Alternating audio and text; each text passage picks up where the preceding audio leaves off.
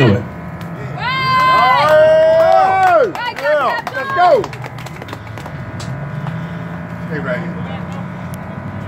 Assalamu alaikum. Means peace be unto you. My brothers, my sisters, I want to thank Brother James for inviting me out for this second annual.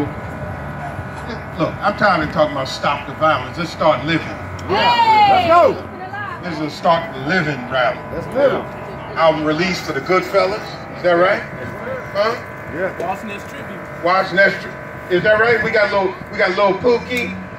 What's next radio? What's next radio? She's gonna be hosting it. All right, that's what we're talking about. She's gonna be hosting the event. That's right. So let me begin.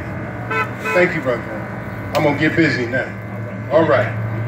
In the name of Allah, the merciful, I bear witness, regardless of creed, class, or color, there is but one God, the creator of all things, the revealer of all truth, the sender of all prophets, messengers, and warners. I'm a student of the most honorable Elijah Muhammad.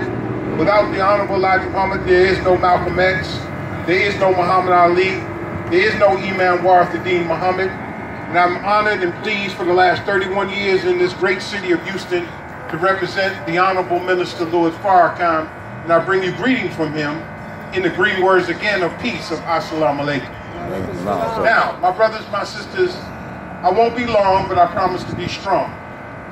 These are very serious times. And as you and I party and have a good time tonight, that's why I'm going to drop the serious message and I'm going to let you do your thing out of my presence. You know how sometimes them spiritual leaders or leaders around you, you start doing stuff, putting cigarettes behind your back and all that. No, brothers and sisters, I'm going to let you do your thing. But before that, I want to lay this on you. There's an old saying, I believe it comes out of African tradition, that only a fool fights in a burning house. And right now, I know that you may not be interested in what comes on the news, but I want you to take time out, not to just watch the scores during sports or the weather to see how you should have your hair, what you should put on, or whether you should take an umbrella with you tomorrow. But I want you to watch what's going on in Washington, D.C.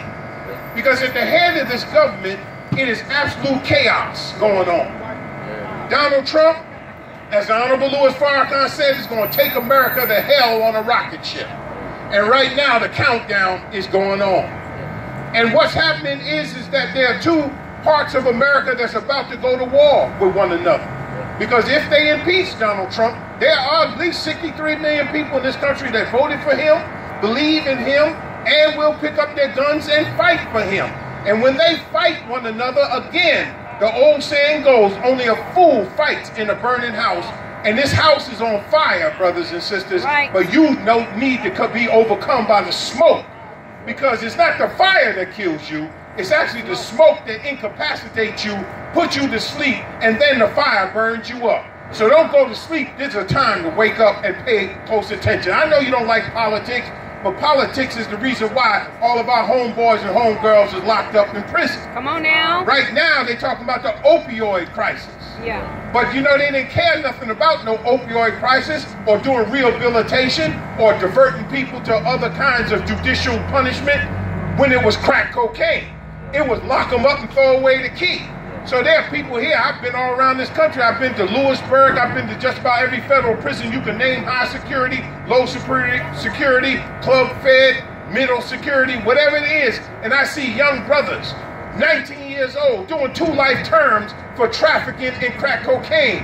Yet these doctors, these pharmaceutical companies are selling all these Oxycontin and all of this drugs, and you don't see none of them being let off in handcuffs and doing life sentences. Yeah. And how many of you have seen your homeboys and homegirls affected by this so-called war on drugs, lock them up, get a felony on them, and then when they come out, they can't work in certain kind of jobs, they can't live in certain kind of areas, they can't take care of their babies' mamas, or the baby mama drama breaks out because they can't earn the kind of money they earn. And then what is left for them to do but to go back to the streets and go back to hustling, and it's like a revolving door.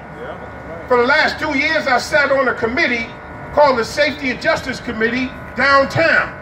And for these last 2 years, we've been working on the fact that Harris County Jail is overcrowded.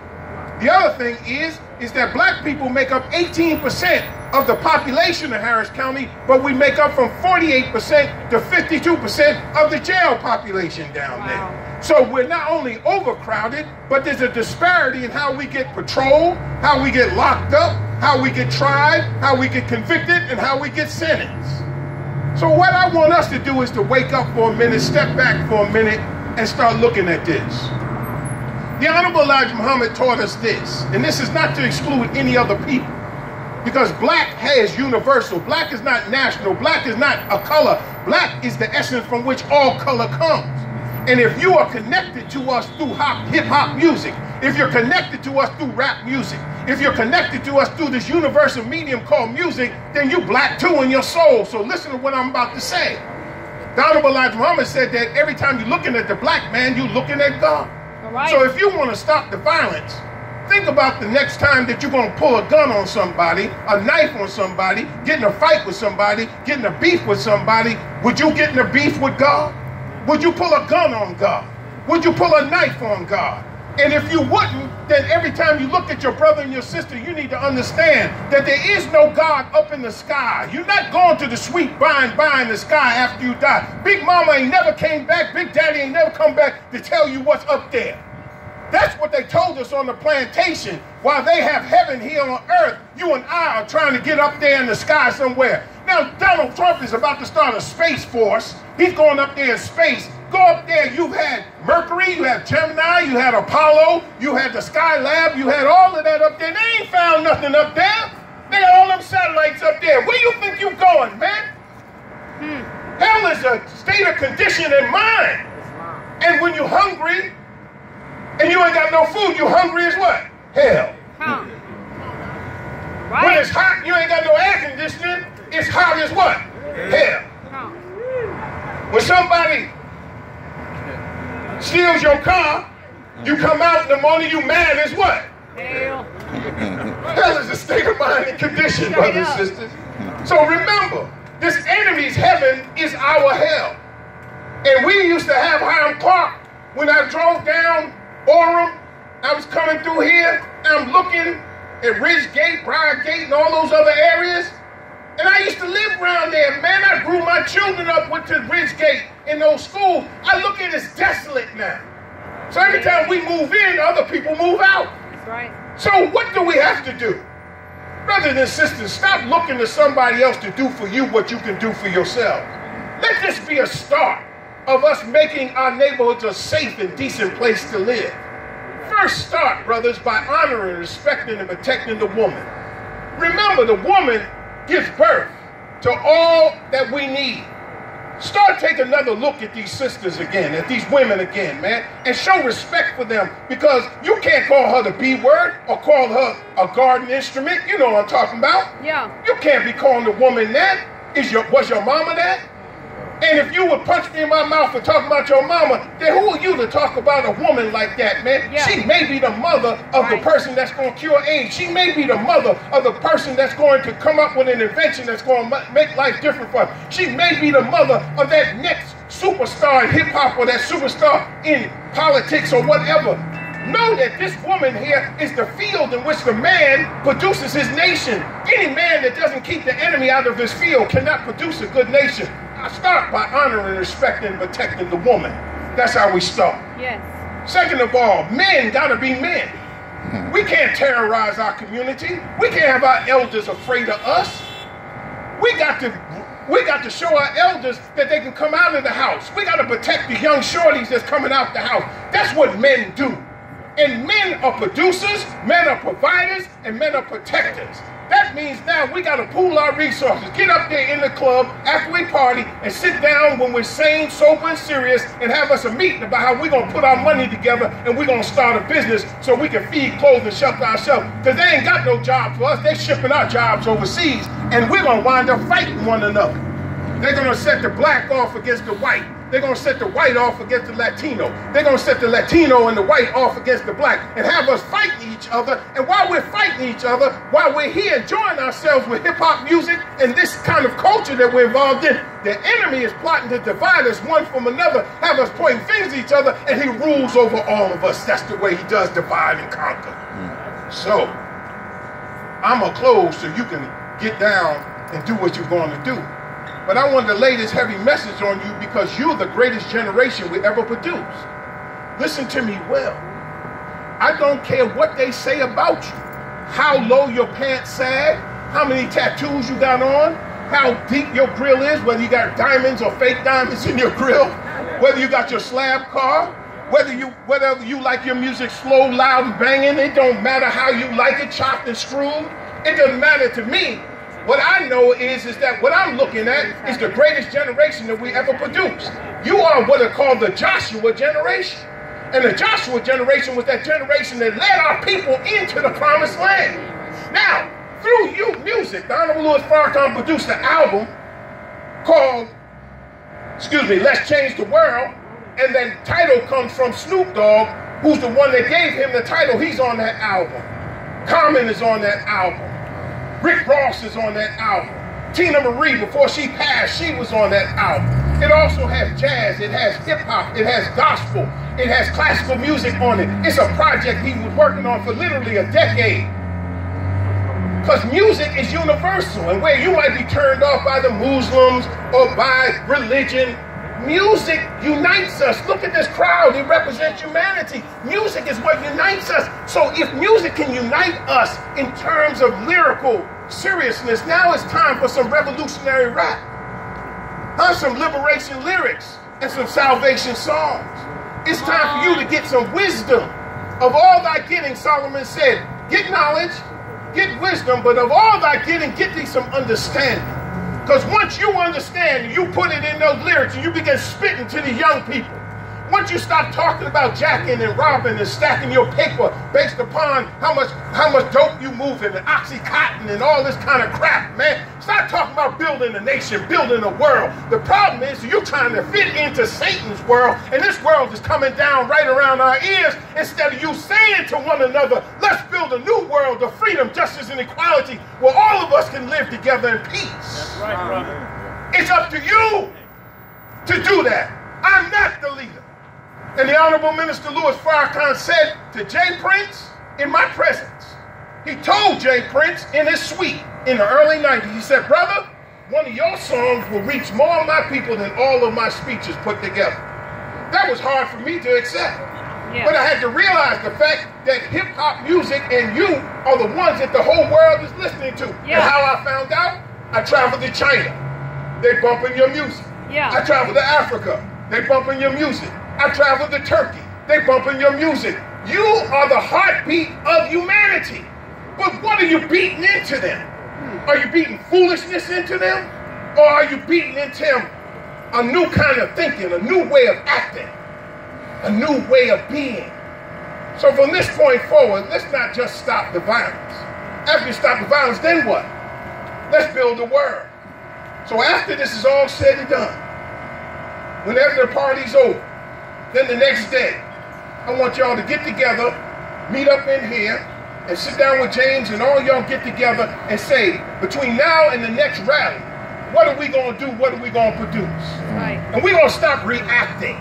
We're going to stop wearing rest in peace t-shirts and wearing our homeboys on t-shirts. Let's intervene in their lives now if we know that they're in trouble instead of going to their funeral crying, trying to jump in the casket, pretending like we love them.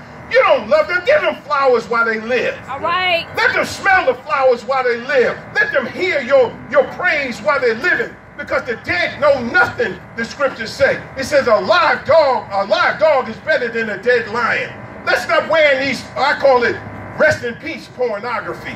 Rest in peace so-and-so. Rest in peace this one. Man, come on. Why don't we rest in peace while we living? And let's come together and do what we need to do. So, brothers and sisters, we have a group called Artists Respecting Community. ARC. And you're invited to become a part of it. Sister Cliche, Murder One, and all of them know about it. They know about it, and it is open to everybody. It ain't just for black, but you can all be a part of it, because if artists will lead the way, the rest of the world will follow. Did you hear what I said? If you want to be a part of this, then you see them and you go on over there to my DJ over there. He gonna cut me a beat. Play some of that old music too, brother. When you played that Frankie Beverly, my legs start moving. Pulling that new stuff. I said, who that? No, I'm old school. Everybody knows I'm old school. But the truth of the matter is that you are going to be our leaders. My job from the Honorable Minister Louis Farrakhan, as he said to me and to us, that no one leader, no one group is going to liberate our people. It's going to take us all working together. So, my brothers, my sisters, there's no big eyes, no little U's.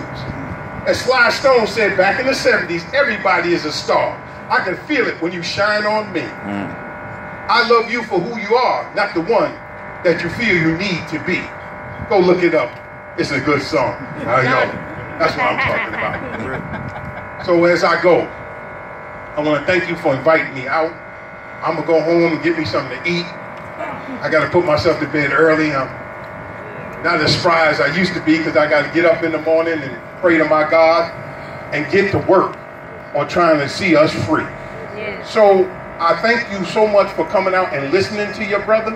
I want you to have a good time. Not only stop the violence, not only stop the killing, but start the living and start the building. And let's build a future for our children. Let's build a future for one another. But start with these sisters, man. Honor, respect, and protect them. And then now pool your resources, your nickel, dimes, and quarters, and stop letting people make your community a colony. What are you saying, Muhammad? What I'm saying is that our sisters like their hair fried, dyed, laid to the side. They like to weave it to achieve it. They like to sew it to grow it. But they get the beauty supply stuff from my Korean family. You can hear me, right? Yeah. They get it from the Korean family. Y'all like your nails done, right? Huh? But that's our Vietnamese family. Used to be in the time in the 1970s, the Nation of Islam ruled all of the fish markets. But today, you buy, we fry, is our Vietnamese family once again. And when you go to the dollar store is maybe our Indian or Pakistani family. Or if you go to the corner convenience store, it's my Pakistani Muslim brothers that's selling you pig, wine, beer, cigarettes, straight shooters, condoms, and every daggone thing else you sell, even though he's going to say to me, Alhamdulillah, brother, you not the real Muslim. I said, man, you must be crazy, man. You came here, your name was Saeed, and now you come here and tell everybody your name is Sammy. You need to cut it out. A colony means that you got leadership that goes downtown and begs for money but comes to you for votes. You got leadership that is not recirculating your dollars in the community. Start pooling your resources and putting your resources together.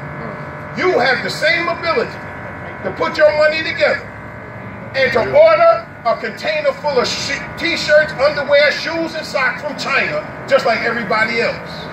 You have the ability through your graphic design to create your own clothing line and to put it out there and then start right here from Hiram Park and from H-Town to have your own clothing line that goes around the world. And you can put that across with your music. Think outside the box. What was hip-hop? What is hip-hop? Hip-hop was music, was the DJ scratching, right? The MC rapping, right? Huh? The breakdancer breakdancing. Graffiti, which is your way of art, right? Then it became clothes, then it became cars, slab cars, right? And then we created a whole culture around that. The whole world is following you. So follow them, make them follow you in righteousness. So my job was like a man sowing seeds. I'm sowing seeds right now. And some are going to fall on fertile ground. All right. Some's going to fall on solid ground. Hard ground, it's not going to touch your heart. You're going to say, man, get the hell up out of here, man. I'm going to get off the mic. Then there's going to be some that's going to come up among thorny ground that's going to be choked out by life. You're going to think it's a good idea, and then as soon as you leave here, somebody's going to kill your dream, and no sooner than it's born. Wow. But then that seed that's planted that's going to come up, it's going to take fruit. And don't you be envious and jealous if somebody takes this idea that I'm putting out here, and then they come up and they're successful. Right. Love them. Get the envy and jealousy out your heart. Don't kill a man over a pair of sneakers. Hell, I've been over to China, man. Them Nike shoes you stand in line for, pitch a tent for, waiting for the new Jordans. Man, don't you know they only cost $8 to make? Come on. So they ain't gonna make us pay $200-300. Your children, I ain't going to school, Mom, let you buy me some new Jordans. You should slap him upside his head and say, get your behind the school, man. Them shoes only cost $8 to $10 to make. So who is charging us $200 for a pair of $8 sneakers? And we think that we pimping? Yeah. You think we hustling? Yeah, we getting But we getting played. We getting hustled. We getting bamboozled. You paying for this expensive purse. It's $500. I got this $500 purse. Man, I've been to the factory, man. Yeah. It don't take but $20 to make that purse. They put that label on there, and you gonna knock each other over the head. Yeah. Bust out somebody's window to steal a purse. Come on. Come on, brothers and sisters. Get good sense. Get you some real estate. Buy some land. There's no need of having more money in your car than you have till you have a decent house to live in. Come on now. I'm going to follow you home. Some of y'all got some nice cars. I'm going to have the brothers. We're going to follow you home, see? We're going to jack you when you get to the house. Man, I'm following you in an $80,000 automobile and you going to an apartment or your mama's house. I said, man, come on. Come on. Come on. You can't have more in a car that depreciates when you drive off the yard than you do having some real estate. That's why they call it real estate. Yeah. Let's pull our money. Let's buy up Hiram Clark. Yeah. Let's do what Rick Ross said. Let's buy the hood. Let's not move out the hood. Let's make Hiram Clark so nice that the people from River Oaks want to come over here and hang out with us next year. Let's have the kind of party next year where everybody's out here, where we need traffic control because we got too much traffic out here. Yeah. Let's make our own neighborhood a safe and decent place to live. That's the challenge for you today. Let's go on and let's move forward, not just stop the violence, not just stop the killing. Let's start living and let's start building. Thank you for listening. May Allah bless you as I greet you in peace. And DJ, bring that beat back, Tricky C. Bring that beat back. Assalamu alaikum.